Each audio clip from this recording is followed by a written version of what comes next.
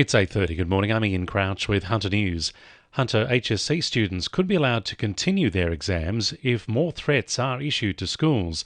Clinton Maynard reports. For 2 days, schools in both Sydney and surrounding regional areas have been sent email bomb threats. Cybercrime police are ready to respond if there's a third. Today, exams will be held for a range of subjects, including the popular modern history course. If more threats are made, police will now respond on a case-by-case basis, and that leaves the door open to students staying in their exam rooms. Police and the Education Department insist safety does come first, but as they build intelligence on the threat, there could be circumstances allowing exams to continue. High schools at Singleton and Muswellbrook were targeted yesterday, as well as Merriwar Central School. A woman has undergone surgery after crashing her car at high speed into the Edgeworth Tavern last night. Police say a Holden Commodore sport wagon ploughed into the front of the pub on Main Road at about 9 p.m.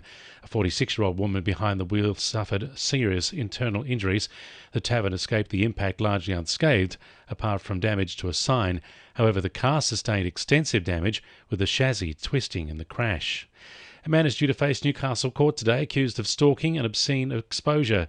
It's alleged the 45-year-old entered two properties at Hamilton last Saturday and later committed a sex act at a Newcastle shopping centre. Police say the same man also intimidated a woman and exposed himself at Charlestown Square in August. Following inquiries, he was arrested on Scott Street yesterday and has been refused bail to face court on 6 charges. Resources for Hunter GPs creating mental health treatment plans are being updated to reflect concerns from the COVID-19 pandemic. The plan templates have been updated to help practitioners refer patients to specialists.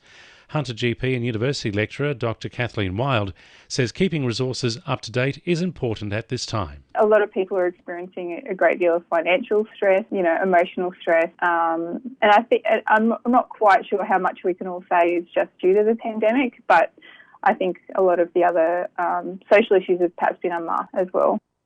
If you or anyone you know needs help, call Lifeline on 13 11 14. The Vice-Chancellor of Newcastle University has released a discussion paper to staff outlining a timetable to implement a proposed restructure.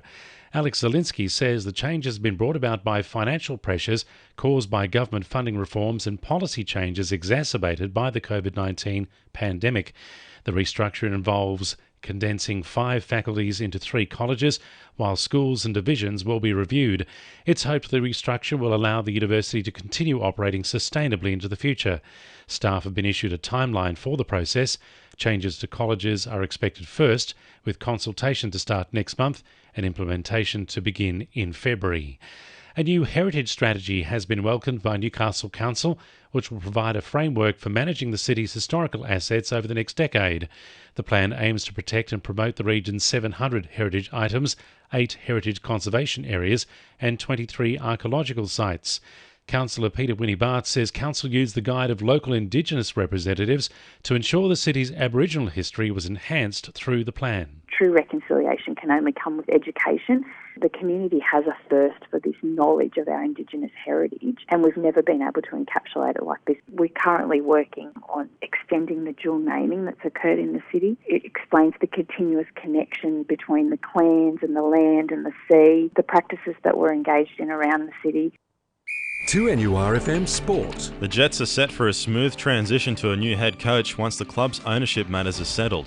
A deal could be some weeks away to see current owner Martin Lee hand over the keys.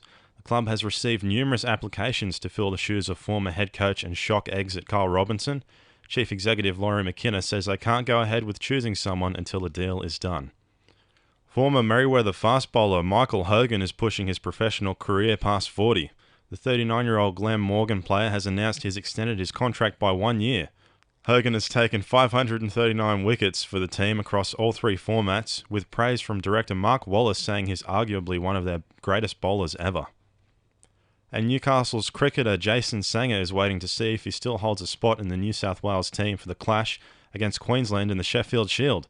The 21-year-old made only 7 and took 0 for 73 in the season-opening draw against Western Australia.